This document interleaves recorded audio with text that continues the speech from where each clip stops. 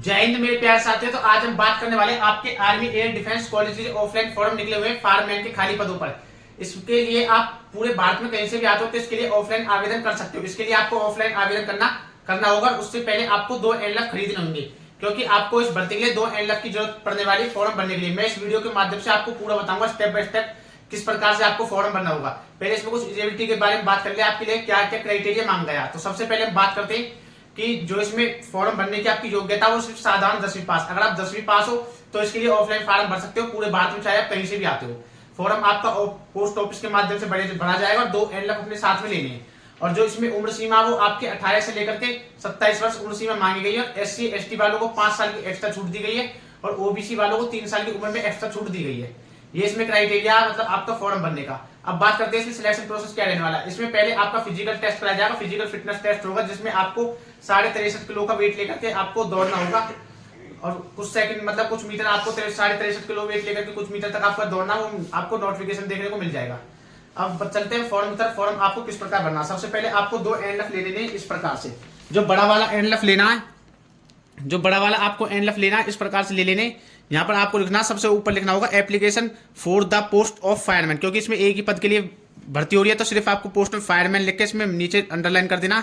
उसके बाद आपको कैटेगरी लिखनी, जो भी general, SC ST OBC EWS जिससे भी आप आते हो वो लिख करके नीचे अंडरलाइन कर देना। उसके बाद ये वाला आपको एड्रेस डाल देना है पूरा। ये आपको पूरा नोटिफिकेशन में मिल जाएगा, फॉर्म के ऊपर भी मिल जाएगा।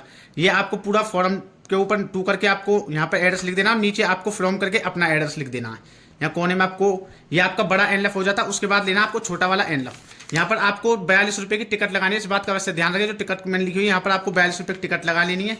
उसके बाद आपको एक छोटा लिफाफा ले लेना। छोटा लिफाफा लेने के बाद इसमें आपको 2 करके यहाँ पे सबसे पहले अपना नाम और अपने पापा का नाम लिख देना। उसके बाद नियर बाय जो आपका नियर हाउस नंबर जैसे भी आपको पूरा एड्रेस, अपने गांव का नाम, अपनी तहसील, डिस्ट्रिक्ट, पिन कोड और अपना जो आपका स्टेट है वो पूरा लिख करके और आपको यहाँ पर भी 42 रुपए की टिकट लगा देनी है। यानी आपको 2 टिकट खरीदनी है, 42 रुपए की 2 टिकट। अब बात करते हैं फॉर्म भरते वक्त जो आपको इंपोर्टेंट डॉक्यूमेंट्स की जरूरत पड़ने वाली है। डॉक्यूमेंट्स क्या क्या अपने साथ में लेने हैं इसके साथ फॉर्म भी भरना बताऊंगा मैं। पहले आपको इंपोर्टेंट बता दूं। सबसे पहले आपके पास आपकी 10वीं पास की फॉर्म भरना होगा तो सबसे पहले आपके पास 10वीं की मार्कशीट की एक फोटो कॉपी होनी चाहिए, बिल्कुल साफ फोटो कॉपी। उसके बाद आपके पास एक होना चाहिए आपका कास्ट सर्टिफिकेट। अगर आप जनरल में आते हो तो कास्ट सर्टिफिकेट की जरूरत नहीं है, वरना आपके पास कास्ट सर्टिफिकेट होना चाहिए अगर आपने बनवाया हुआ है तो। उसके बाद बर्थ सर्टिफिकेट के लिए आप अपना एक आईडी प्रूफ लगा सकते हो, आधार कार्ड। 10वीं की मार्कशीट की फोटो कॉपी, कास्ट सर्टिफिकेट, एक आधार कार्ड। उसके बाद एक कलेक्टर सर्टिफिकेट लगाना आपको। कलेक्टर सर्टिफिकेट या तो आप अपने सरपंच से बनवा सकते हो। एक जब आप एनएलएफ खरीदने के लिए जाओगे ना बुक डिपो पे, किसी भी पुस्तकालय भंडार पर जब आप एनएलएफ खरीदने के लिए जाते हो तो उसी से कह देना एक हमें कलेक्टर सर्टिफिकेट का फॉर्म दे दे। वो दे देगा आपको सरपंच वाला। उस सरपंच वाले कलेक्टर सर्टिफिकेट भर के अपने सरपंच से साइन करवा लेना, या फिर आपका जो पार्षद आता है तो उससे पार्षद से करवा लेना। नहीं वरना आप किसी अपने सरकारी स्कूल के प्रिंसिपल से करवा सकते हो, वरना आपके तहसील में जो तहसीलदार एसडीएम बैठे होते हैं आप उनसे भी इसको करवा सकते हो। वो भी रजिस्टर्ड अफसर होते हैं। कलेक्टर सर्टिफिकेट आपका एक दिन में बन जाएगा। उसके बाद आपके पास होना चाहिए रेजिडेंशियल सर्टिफिकेट। रेजिडेंशियल सर्टिफिकेट आपको अवश्य लगाना। आप जिस भी राज्य से बिलोंग करते हो उसका होता है रेजिडेंशियल सर्टिफिकेट। कहीं रियासती प्रमाण पत्र बोलते हैं, कहीं पर मूल निवास बोलते हैं इसको। उसके बाद अगर आपके पास एक्सपीरियंस है तो आपको लगा देना है। अगर एक्सपीरियंस नहीं है तो आपको कोई जरूरत नहीं है। ये आपके पास वो मांगा गया कि आप कंपलसरी नहीं है, ऑप्शनल है। उसके बाद अगर आप एक्स सर्विसमैन है तो आपके पास डिस्चार्ज को सर्टिफिकेट है वो आपको दे देना। और ये सभी डॉक्यूमेंट जो मैंने आपको बोल करके बताए सारे के सारे आपको जब फॉर्म भरोगे फॉर्म के पीछे स्टेपलर करके लगा देने। और फॉर्म पर सभी जो फोटो कॉपी पर आपको अपने सिग्नेचर करने होंगे, उनको आप कर सकते हो। उसको सिग्नेचर आप कर लेना अपने। अब चलते हैं फॉर्म की तरफ। आपको फॉर्म किस प्रकार भरना, अब मैं आपको फॉर्म की तरफ लेके आता हूँ। फॉर्म मैं बताऊँ आपको सबसे पहले फॉर्म मिलेगा कहाँ। फॉर्म मिलेगा आपको सब डिस्क्रिप्शन में मैंने लिंक डाल दिया, नोटिफिकेशन में, वहां से आप डाउनलोड कर सकते हो डिस्क्रिप्शन से। और उसी लिंक से उसी के ऊपर एक लिंक मिल जाएगा आपको, वहां से आप फॉर्म डाउनलोड कर सकते हो। फॉर्म आपका इस प्रकार से रहने वाला, मैं एक बार आपको दिखा देता हूँ। यहाँ पर देखते रहना आप। यहाँ ये इस प्रकार से आपका फॉर्म रहने वाला, देख लो। ये फॉर्म है पूरा मैं आपको इसमें पूरा बोल के बता दूंगा आपको क्या क्या इसमें भरना है।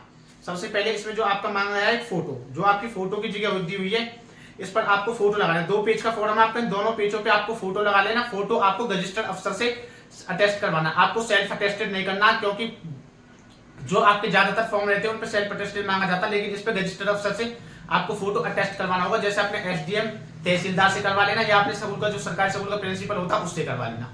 सबसे बेस्ट ऑप्शन रहेगा सरकारी स्कूल के प्रिंसिपल से करा लेना, या फिर जो आपके सरकारी हॉस्पिटल में एमबीबीएस डॉक्टर रहते हैं वो भी रजिस्टर्ड अफसर होता है, उससे भी आप करा सकते हो। अब सबसे पहले इसमें दिया गया पोस्ट अप्लाइड फॉर, जिस भी पोस्ट के लिए आप अप्लाई कर रहे हो, इसमें से पोस्ट एक ही है फायरमैन की, तो आपको फायरमैन भर देना।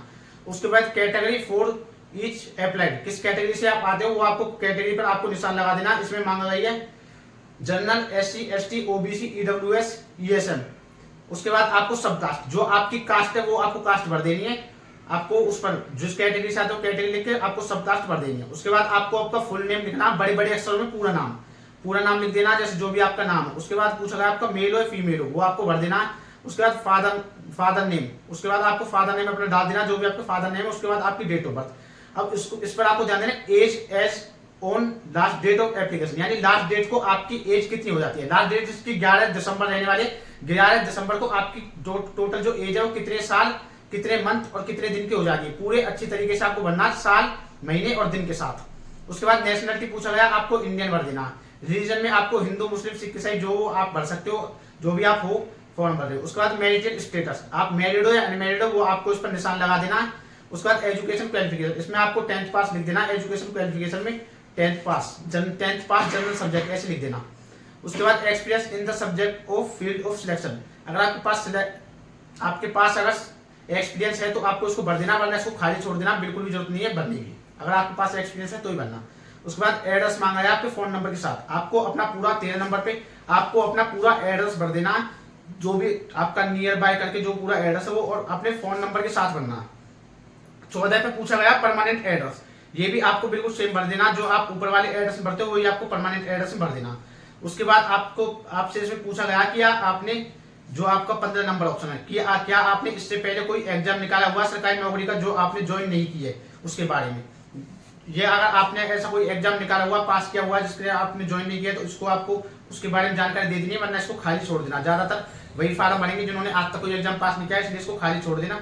उसके बाद 16 नंबर पे आता है क्या आपके पास कोई कोर्ट केस पेंडिंग है जो आप पर चल रहा हो, उसके बारे में जानकारी दे देनी है, वरना इसको खाली छोड़ देना। आपके पास कोई केस नहीं है, अब जनरली इसको आपको खाली छोड़ देना। 17 नंबर ऑप्शन आ जाता है क्या आपका घर में से कोई परिवार में से एयर डिफेंस में या आर्मी में कहीं नौकरी करता है, उसके बारे में आपको जानकारी दे देनी है।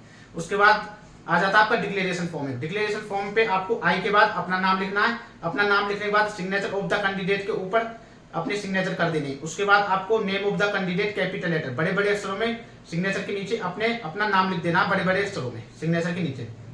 उसके बाद कोने में दिया हुआ प्लेस और डेट, जो भी आपका प्लेस है, जो डिस्ट्रिक्ट आपके वो डिस्ट्रिक्ट लिख के डेट, जिस डेट को आप फॉर्म भरे वो आपको डेट लिख देनी है। उसके बाद दूसरे पेज पर आ जाते हैं। दूसरा पेज पर आपको क्या करना होगा, इस पे भी आपको सेम फोटो लगाना, अटेस्ट करवाना आपको रजिस्टर्ड अफसर से। उसके बाद आपको पोस्ट अप्लाइड फॉर, जिस भी पोस्ट के लिए आप अप्लाई कर रहे हो पोस्ट भर देनी है बड़े बड़े अक्षरों में। उसके बाद अपना नाम भर देना, अपने पिता का नाम। उसके बाद अपना एड्रेस जब भरो तो इसमें फोन नंबर भर देना। और एक चीज मैं इसमें बताना भूल गया, जो ये दो आपके एनलफ है ना, इसमें आपको एक गलती नहीं करनी है। छोटा वाला जो एनलफ है, ये जो आपको छोटा वाला एनलफ है ना, छोटा वाला ये छोटा वाला एनलफ ये आपका, ये जो छोटा वाला एनलफ है, इसमें आपको एक बात का वैसे ध्यान देना, जैसे मैंने इसमें फोन नंबर नहीं लिखा है, आपको सबसे नीचे यहाँ पे फोन नंबर भी मेंशन करना, फोन नंबर जरूर लिखना, क्योंकि जब आपका फॉर्म एक्सेप्ट हो जाएगा, जब आपका फॉर्म वहां पर पहुंच जाएगा ना, तो जो आपका एडमिट कार्ड आएगा वो इसी में आएगा। इसमें आपको कुछ भी नहीं रखना, सिर्फ इसको खाली बड़े एनलफ में इसको सिर्फ खाली आपको बड़े एनलफ में डाल देना। और जो आपके और डॉक्यूमेंट्स है फॉर्म के साथ वो स्टेपलर करके फोटोकॉपी पर अपने सिग्नेचर करके डाल देने इसमें। लेकिन आपको कुछ नहीं बनना, ना इसको चिपकाना, सिर्फ खाली छोड़ना, क्योंकि जब आपका एडमिट कार्ड आएगा तो इसी के अंदर आपका एडमिट कार्ड आएगा। अगर कोई अभी भी डाउट रह जाता है तो हमारा डिस्क्रिप्शन में मैंने अपने टेलीग्राम अकाउंट का लिंक दिया हुआ है, दो हमारे इंस्टाग्राम अकाउंट है, दोनों का मैंने लिंक डाला हुआ है, उन पर आप मेरे पास मैसेज करके अपने सवाल जवाब जो है आपके पूछ सकते हो। वरना फॉर्म डाउनलोड करना चाहते हो, नोटिफिकेशन डाउनलोड करना चाहते हो, वो आप हमारे डिस्क्रिप्शन से डाउनलोड कर सकते हो, वहां पर मैंने लिंक डाल दिया है। और आने वाली सभी बढ़ती हुई जानकारी के लिए हमारे चैनल को सब्सक्राइब कर ले और वीडियो को लाइक करे बिना ना जाए और घंटी दबाना बिल्कुल भी ना भूले। जय हिंद, जय भारत।